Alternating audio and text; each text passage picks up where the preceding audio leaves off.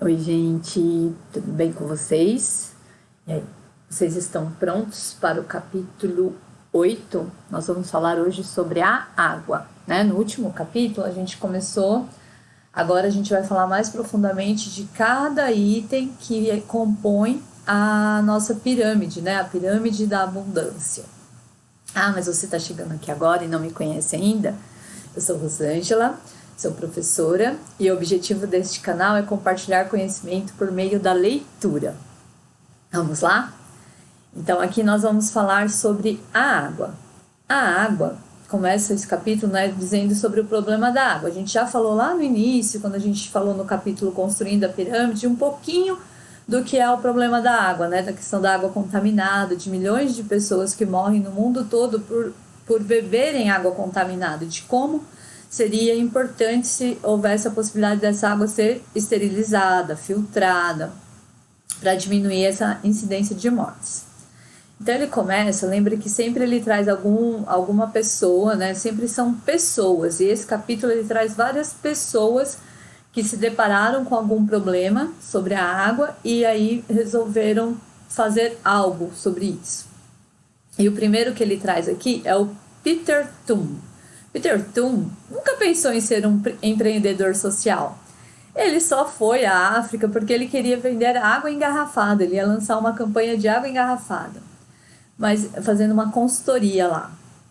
Mas enquanto ele estava numa estrada de quilômetros de distância entre uma cidade e outra, num deserto terrível, ele se deparou com uma mulher carregando um cântaro de 18 litros d'água e ele falou, e ele pensou, né? Isso já está tão longe da cidade anterior e ainda está tão longe da próxima cidade, essa mulher ainda vai caminhar tanto, que aquilo tocou profundamente. E aí foi naquele momento que ele pensou em ser um empreendedor social. Ele pensou em unir a água engarrafada que vinha crescendo, né, as vendas das águas engarrafadas, e trabalhar em prol da escassez da água, né, de ajudar os lugares que não têm acesso à água. Então, o que ele fez? Ele criou a Ethos Water, na qual a empresa, assim, para cada garrafa de água que era vendida, uma parte era doado em prol de melhorar as condições das pessoas que não tinham acesso à água. Então, olha que interessante, né? Ele usa uma coisa, né? Uma coisa muito boa que estava em crescimento, né? Que é a venda de água engarrafada, para contrabalancear com o outro lado, que é a escassez de água, pessoas que não têm acesso à água. Isso é o que a gente chama de empreendedorismo social. Então, assim, ele ia ganhar o dinheiro dele, estava investindo numa coisa, num negócio que ia dar certo, mas ao mesmo tempo, esse negócio dele ia ajudar pessoas. E em 2005 ele cria em 2001 foi a viagem dele, né, até a África. Em 2005 ele vende a Ethos pro Howard Schultz, o CEO da Starbucks. Vocês se lembram? Caso vocês não lembrem, vou deixar aqui desse lado que aparece o card do capítulo 5 do Poder do Hábito, em que a gente fala um pouco sobre a história da Starbucks. Então ele compra a Ethos e passa a vender nas suas 7.000 lojas só nos Estados Unidos, isso, né? As garrafas de água, e a cada garrafa de água vendida era 5 centavos doado. Então, no decorrer de um certo tempo, ele já havia doado 10 milhões para as pessoas terem acesso à água. Então, ele já tinha contribuído para 500 mil de pessoas terem acesso à água. Mas quando a gente fala de água, são mais de 2 bilhões de pessoas no mundo que não têm acesso à água encanada, né? Água potável, água limpa. Então, ainda é um vasto número de pessoas que não têm esse acesso. Então, embora a ação deles estivesse ajudando muitas pessoas, ainda tem um campo gigante para a gente trabalhar, eles querem dizer aqui no livro. Então, eu vou ler um trechinho aqui para vocês. Satisfazer essa necessidade, por mais lucrativo que seja, não será fácil. A questão não é apenas a quantidade de água necessária para hidratação e saneamento, mas o fato de que a água está completamente associada às nossas vidas, fazendo parte de quase tudo que fabricamos ou consumimos. O motivo por que 70% da água do mundo é usada na agricultura é que um ovo Olha, gente, um ovo requer 454 litros de água para ser produzido. Uma melancia, 380 litros. A carne está entre as mercadorias mais sedentas. Ela requer 21 mil litros de água por quilo. Então, quando eu li essa parte, eu entendi, porque vocês sabem que tem várias campanhas dos veganos e eles principalmente, né, eles falam dessa questão do gasto da água. Então, eles deixaram, muitos deles, não vou generalizar, mas muitos, a grande maioria, eu creio, deixou de comer carne para proteger a nossa natureza, para evitar o consumo de água abusivo, porque 1 quilo de carne consome 21 mil litros. Então, se algum vegano vier te interpelar, tenha paciência com ele, né? Tenha tolerância e, se você puder, consuma menos carne vermelha, né? Vamos pensar nessa questão do planeta também. Não estou aqui em nenhuma campanha, só estou falando para a gente tentar compreender o lado que o outro está defendendo. A gente vive aí nesse mundo polarizado e às vezes a pessoa quer defender um ponto de vista para você e você não quer nem ao menos escutar. Então, tenham paciência com os veganos, porque eles têm um motivo muito importante para fazer a escolha que eles fizeram. Na verdade, tudo em nossa pirâmide da abundância é afetado por questões de hidrologia, ou seja, por conta da água. Além da comida, a educação é afetada, já que 443 milhões de dias escolares ao ano são perdidos devido às doenças relacionadas à água. Ou seja, as pessoas que ficam doentes deixam de frequentar a escola. Para produzir um microchip são necessários 132 litros. E uma única fábrica da Intel produz milhões de chips ao mês, de modo que a abundância de informações também é afetada pela falta d'água. Depois vem a energia, onde cada etapa na cadeia de produção torna o mundo um lugar mais seco. Então, a gente precisa de água também para produzir a nossa energia. E, finalmente, com 3,5 milhões de pessoas morrendo anualmente de doenças ligadas à água. Nada é mais claro do que o vínculo direto entre a saúde e a hidratação. Então, olha, 3,5 milhões de pessoas morrem no mundo todo ano por consumir água contaminada, pelo consumo da água. Então, é um problema de padrões globais, né? Como eles falam aqui nesse livro Abundância. Então, a gente pensa em melhorar as condições globais do mundo. Aí, na segunda parte desse capítulo, a gente vai trazer o Jim Cameron. Eu creio que é assim que pronuncia o nome dele. Jim Cameron. Jim Cameron versus Golias. Ele é um inventor, né? Ele, na década de 70, ele ainda era um estudante da faculdade e o irmão dele já era um médico e hoje ele é um médico oncologista pediátrico renomado. E o irmão dele falou que não tinha como injetar os remédios nos bebês recém-nascidos, tinha que ter uma forma de medicá-los, né, para que eles não... porque a quantidade era muito pequena, né, que eles precisavam, porque eram bebezinhos recém-nascidos. E aí o Jim Cameron, ele resolve esse problema, ele cria uma bomba de infusão para os remédios para bebês. Então ele abre caminho para medicina miniaturizada, ele começa a criar coisas pequeninas para resolver esses problemas. E hoje em dia ele tem várias invenções patenteadas, ele é bem próximo lá ao Ray Kurzweil, que a gente falou alguns capítulos atrás. Eu vou ler aqui um pouquinho dele, né? Jim Cameron é um físico autodidata, empresário multimilionário e com suas 440 patentes. É só isso que ele inventou, gente. E a Medalha Nacional de Tecnologia, um dos maiores inovadores do GUI, de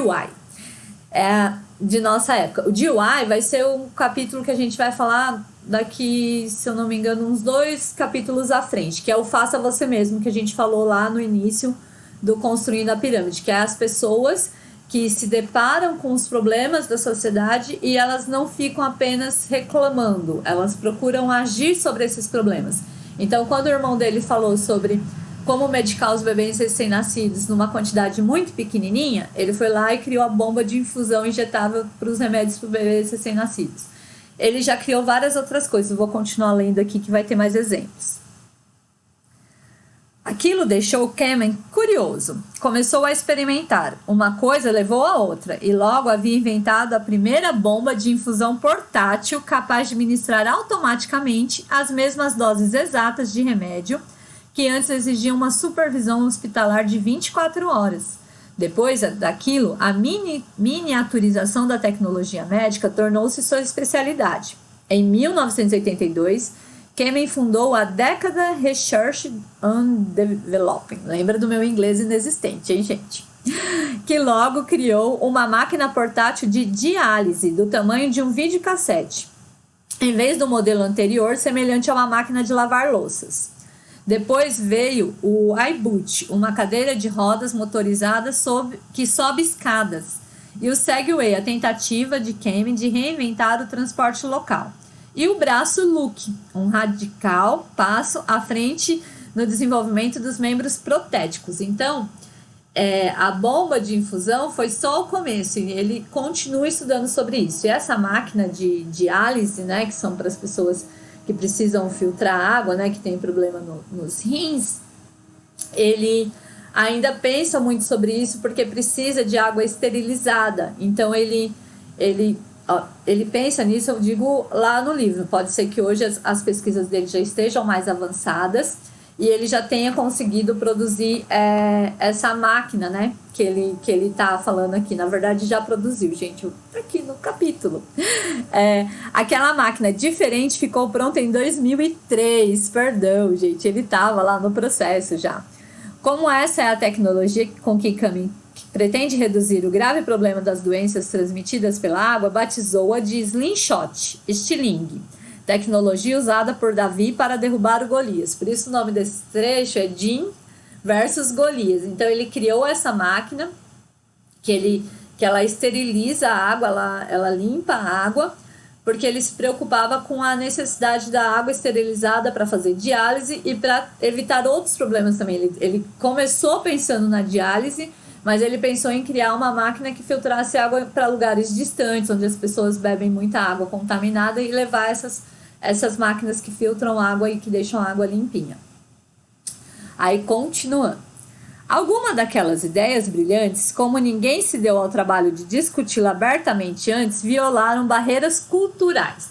Aí veja, eles estão lá pensando em resolver os problemas da água. Lembra daquela senhora, daquela moça lá no começo do capítulo, carregando seu cântaro de 18 litros d'água? Então, eles resolveram levar encanamentos para determinadas vilas, só que o que acontecia? Elas levavam 4 horas para ir e voltar buscando essas águas. Os próprios maridos começaram a cortar esses canos, porque eram os momentos que eles ficavam sozinhos. Eu vou ler o trecho para vocês. Rob Kramer, presidente da Global Water Trust, gosta de contar uma história apócrifa de um projeto de extensão de uma linha de tronco nos confins da África. Os canos trazidos para perto de uma aldeia carente viviam sendo danificados. Descobrimos, ele conta, que às 4 horas do dia sim, dia não, que as mulheres gastavam na procura de água, era o único período em que se afastavam de seus maridos. E eles gostavam daquela privacidade. Por isso, ficavam sabotando o cano. Isso eu aprendi, gente, quando eu fiz uma palestra em Guarulhos sobre voluntariado, né? Eu faço parte de um grupo de palhaços, né, que atende hospital, que eu já contei para vocês em algum vídeo. E aí, só que em Guarulhos. E lá, isso é um programa da Prefeitura de Guarulhos. Então, antes de eu entrar para esse projeto, eu tinha que passar por essa palestra de voluntariado. E aí ela fala que quando você vai fazer um trabalho voluntário, é importante, e a gente já falou muito sobre isso em outros vídeos, a questão da empatia, entender o que o outro precisa. E não achar que a minha necessidade é a necessidade do outro. Aí ela deu um exemplo bem corriqueiro. Você está tomando um café numa padaria, chega um pedinte lá e você fala assim, olha, dá um café com leite e um pão na chapa aqui pro meu amigo. Aí você não sabe se esse seu amigo é intolerante à lactose, você não sabe se ele está com problema de colesterol, se ele é diabético, você enche o café com leite dele de açúcar. Então essa é a questão. Quando a gente pensar em resolver um problema do outro, a gente tem que chamar esse outro para conversar e entender qual é esse problema e se realmente a gente tem condições de ajudar. Então eles chegaram lá na África cheio de boas vontades, né? Fizeram lá os encanamentos e os próprios maridos danificavam os canos.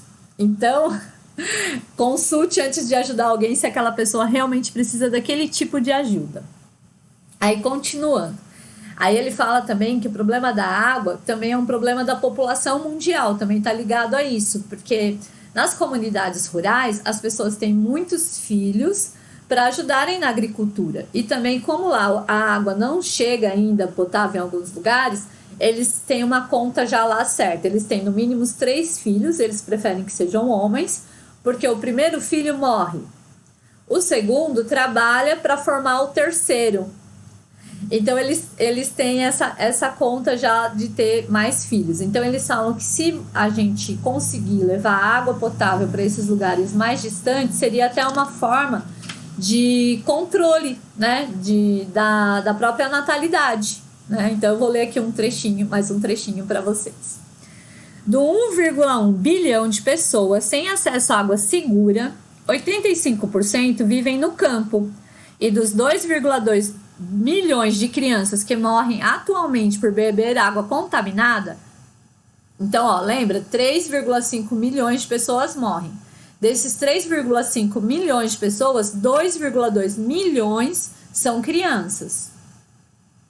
Portanto, uma máquina capaz de fornecer água potável a essas comunidades, melhorando a saúde e as taxas de sobrevivência infantil, na verdade reduz a fertilidade, onde isso é mais importante. Além disso, um purificador de água, como o Slingshot, é um dispositivo de planejamento familiar extremamente bem direcionado. Ou seja, um preservativo disfarçado de bebedouro. Então, a máquina, né, do Jim Cameron, né, o Slingshot, seria um preservativo em forma de bebedouro. Porque se eu tenho acesso à água potável, à água boa, eu não vou precisar mais ter 3 filhos, porque um vai morrer por conta da água contaminada. Entende? Então, a gente tem aí também, além de resolver um problema da água, a gente resolve um problema que vai ser o nosso próximo capítulo, que é o crescimento populacional. Aí vem a nanotecnologia, a indústria da nanotecnologia. Lembra a nossa querida nanotecnologia, que faz as coisas muito pequenininhas? O personagem desse trecho é o Michael Pritchard. Ele é um engenheiro especialista em tratamento de água contaminada mesmo. E ele se preocupa, ele começa a criar o filtro dele. Isso já é uma outra pessoa trabalhando em prol da água, tá, gente? Tem o Jim Cameron, tem lá o Peter Dunn, que criou as garrafas, criou a campanha, né, de vender as águas e reverter parte da renda. Falando nisso, a gente tem um exemplo aqui no Brasil, que é a Reserva. Ela é uma fábrica de camisetas, e aí eles têm uma campanha que você comprou uma peça, né, uma camiseta, e você doa 5 pratos de comida. Porque o dono da Reserva, ele também pensou sobre isso, né? Ele fazia ações sociais já, né, a partir da empresa dele, e ele entrevistando um jovem, ele falou como ele poderia ajudar. Esse foi conversar, tá vendo? Ele foi perguntar. E aí ele falou assim: você consegue estudar com fome? Você consegue trabalhar com fome? Aprender com fome? E aí ele percebeu que a questão alimentar é uma questão muito importante, né? Porque a gente já falou aqui também em outros vídeos. Se a gente não tiver as nossas necessidades básicas atendidas, a gente não consegue aprender ou mesmo pensar no outro ou construir uma sociedade melhor.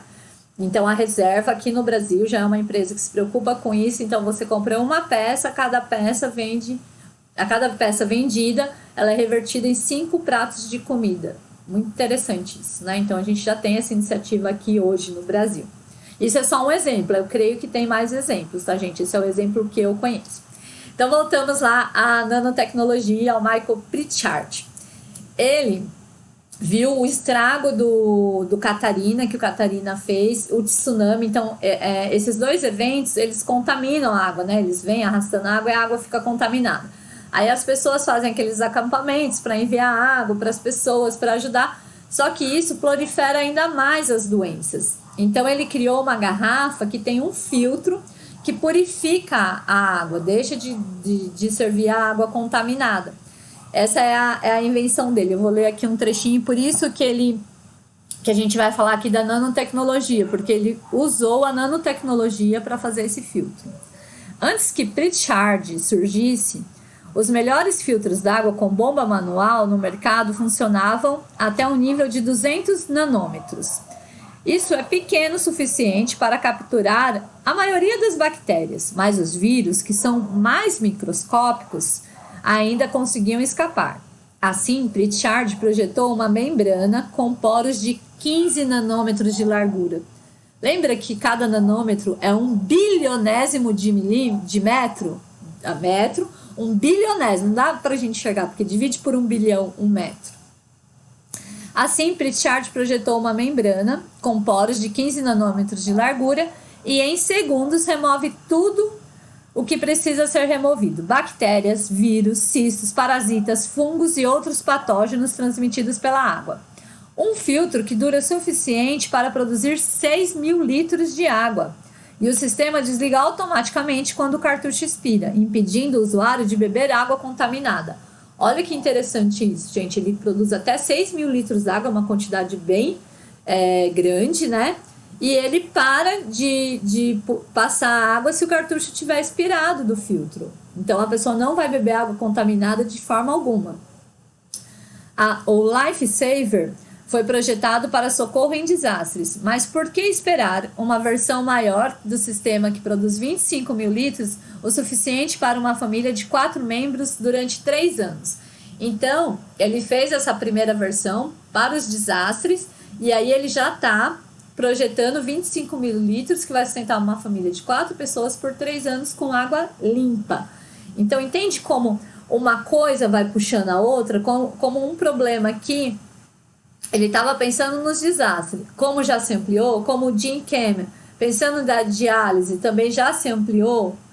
Então, é assim que começa. Então, quando a gente fala do faça você mesmo, que você pode ter uma ideia, é pensando nesse sentido, que às vezes você está aqui, você se depara com um problema corriqueiro aqui da sua comunidade, mas de repente esse problema corriqueiro da sua comunidade pode resolver problemas em outras comunidades também. E aí não é só, né, o Jim Cameron, o Michael Pritchard, né, tem outras pessoas aí desenvolvendo coisas para a água. Então, vou ler mais um trechinho aqui. Enquanto isso, pesquisadores da IBM e da empresa Central Glass, sediada em Tóquio, desenvolveram uma nanofibra capaz de remover tanto o sal quanto o arsênico, o que até recentemente era uma missão impossível. Então, aqui, olha o que ele fala. Lá em Tóquio, eles estão desenvolvendo uma nanofibra que vai tirar o sal e o arsênico. Porque o que a gente sabe? Que o nosso problema de água no planeta é que a nossa água doce, né, a água que a gente pode consumir, o nosso planeta ele é 70% água. Mas a água consumível é 0,5% só. Né? Quase 93, tantos por cento é água salgada, né? São as águas do mar. Aí temos 5,6% lá no começo, eles trazem isso. Gente, eles trazem todos esses números detalhados no livro. É que no vídeo eu tento ser um pouco mais simplificada, mas tem todos esses números aqui, tá bom, gente? Tudo muito bem detalhadinho. Então, o que ele fala é que 0,5% da água do planeta que é possível para consumo, só isso. Então, se a gente conseguir dessalinizar a água, então já existem vários projetos nesse intuito, a gente vai conseguir ter água em abundância. Esse que é o objetivo dessas pessoas que estão tentando resolver o problema da água. Então, continuando, vou ler mais um trechinho. Claro que poderíamos continuar abordando esse tema pelo resto do livro. Existem dezenas e dezenas de nanotecnologias em desenvolvimento que afetarão a água. E para cada solução surpreendente de nanotecnologia, existem progressos paralelos em biotecnologia. E para cada solução de biotecnologia, existem soluções de reciclagem de águas servidas igualmente empolgante. Mas muitos acreditam que a linha de desenvolvimento mais promissora está na área da água e na nanotecnologia em torno dessa área. Então, não na água especificamente, mas na nanotecnologia que vai ser usada nessa área. E aí, eles continuam falando que a gente precisa de uma rede inteligente de água, né? precisa de pessoas que saibam onde estão tendo os vazamentos. Então, a gente, além de ter um problema da água contaminada, a gente tem um problema de perda de água potável, né? Existem muitos vazamentos, buracos nos canos. A nossa rede de saneamento ela é muito antiga, e não só aqui como lá nos Estados Unidos, porque aqui eles falam, a referência deles é nos Estados Unidos. Então, mesmo lá existem canos de madeira, ele cita aqui no livro.